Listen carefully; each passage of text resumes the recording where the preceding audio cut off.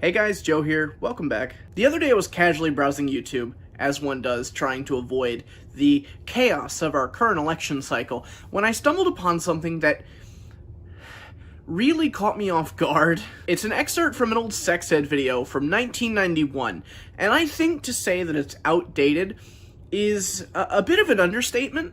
And I don't really mean outdated in the sense that it looks old. Don't get me wrong, it does, but that's not quite what I'm focused on. Needless to say, having been made in the 90s, society's views were a little bit different than they are today. I don't think I can quite explain to you what it is that I mean without just showing you. So why don't we go ahead and dive into this together and let's just take a look.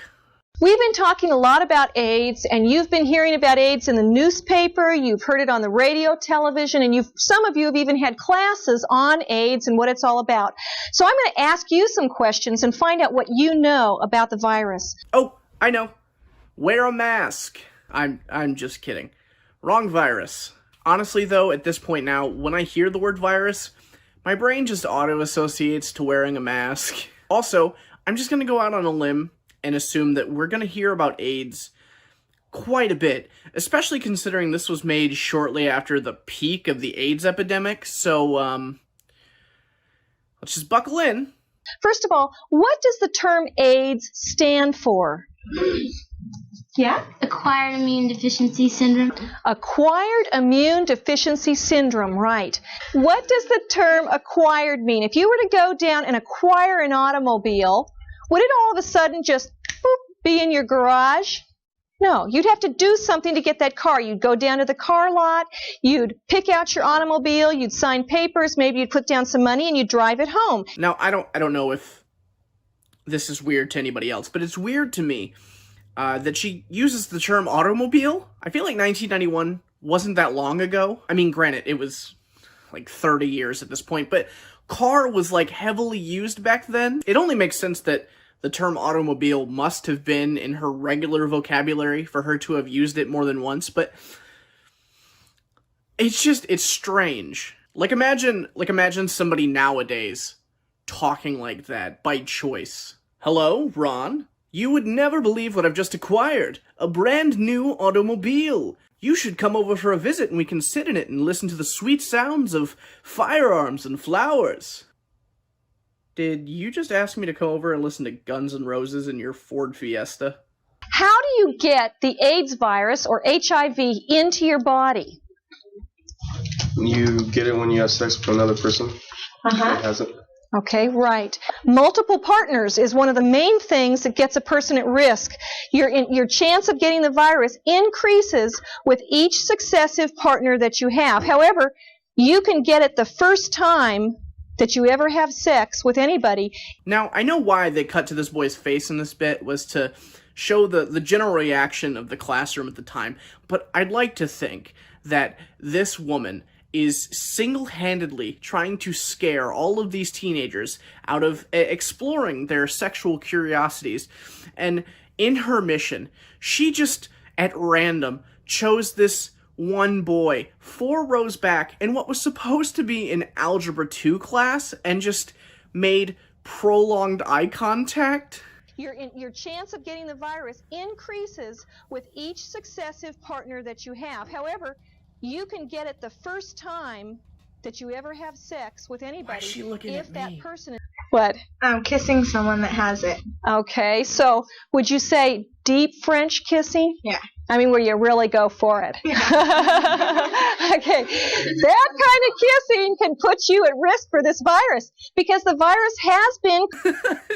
Dude, the look on this kid's face, just, man, he's doing, like, so much mental calculus to try to understand how this woman's point makes any sense whatsoever. That is the face of hormones and horny teenage skepticism. Also, I don't know how knowledgeable you are personally about the spread and transmission of HIV, but that ain't how it works. At my 20-year reunion from high school, there were probably some people there with genital herpes or other venereal diseases that were incurable. But they were there. First of all, The hard cut to that girl's face, while I know probably wasn't intended this way, impeccable comedic timing. Second of all, you could use that sentence about literally anywhere. Anywhere at all. Yeah, you know, actually I stopped at Burger King the other day to get some lunch, and, you know, someone in that building could have had genital herpes. What? Oh, yeah, the chicken fries were, yeah, they were great. At your 20-year reunion from high school, there are going to be empty chairs because they will have died of AIDS. Jesus Christ, that took the sharpest left turn. I would imagine that there are a lot of empty seats in high school reunions, but mostly because I would assume most people don't want to relive and reminisce about a time that I would assume a lot of people don't really like. Now, as I said before, this was made in the early 90s, so all of these teenagers in this class right now are adults. And if the picture that this woman paints is 100% accurate, it's kind of a morbid conversation to have when they visit their parents at Thanksgiving. So, son, how was your high school reunion? It was okay. It went as well as can be expected. I hear ya. Did you see any of the old gang? No, actually, I didn't. Oh, that's unfortunate. Were none of them able to make it? No, actually, they're all dead.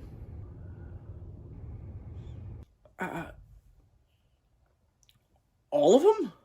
I sit here almost appalled at the newspapers every day and these various headlines that talk to the issue of having safe sex. I think this whole issue of safe sex is indeed a myth. It's kind of like you can think of it in terms of Russian roulette. What is it, 1 in 6 that you're going to die? When you use a condom, it's like you're playing Russian roulette. There is less chance that when you pull the trigger, you're going to get a bullet in your head. But who wants to play Russian roulette with a condom? I don't think anyone wants to play Russian roulette with a condom.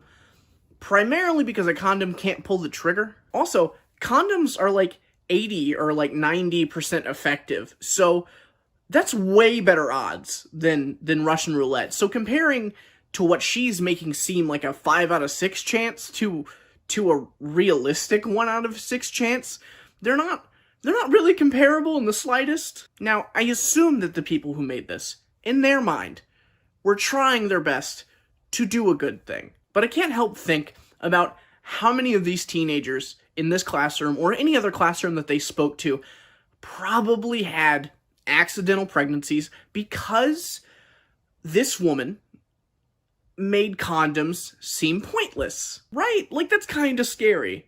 So the next time that somebody wants you to go to bed with them, with or without a condom, then just picture that you're actually going to bed. It's not just you and him, or you and her. It's you and Jesus. I don't know if that's actually what she was gonna say, but it really seems like it was gonna be, you know? Her whole demeanor in this entire video is one communion wafer away from being this old meme. The myth of consensual sex.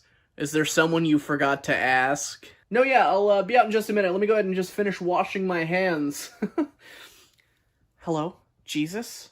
When you go to bed with that person, you're not just going to bed with that person. You're going to bed with every other person that person has ever gone to bed with before in their life. What if I want to have sex before I get married? Good, finally. A sensible question, which is, you know, school is a safe place to ask that kind of thing. You know, a controlled environment with adults who know what they're talking about. Let's hear what she has to say.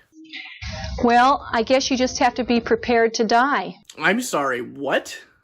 And you'll probably take with you your spouse and 1 or more of your children. First of all, that's insane.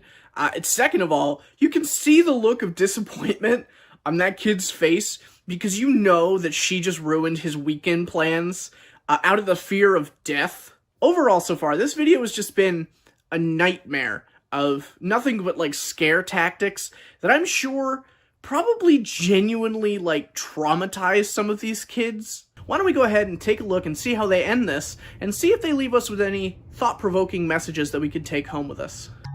I would rather have AIDS and have the relationship that I have with Jesus Christ than not have AIDS and not know Jesus at all.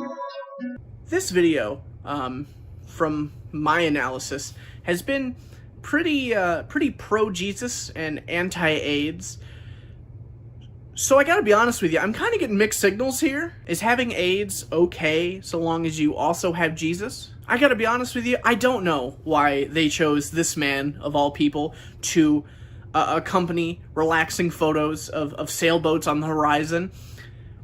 But I'm so glad that they did. But with that being said, I hope you guys enjoyed today's video. If you did, please go ahead and leave a like and share it with your friends. Sharing these videos with other people and getting them to watch it really helps out a ton. If you really enjoyed it and want to see more of my content, feel free to subscribe, and while you're at it, go ahead and hit the little notification icon that looks like a bell, and that will notify you anytime that I post one of these videos on YouTube. A link to my last video will be on screen now, as well as a video of YouTube's choosing. Go ahead and check those out if you feel so inclined.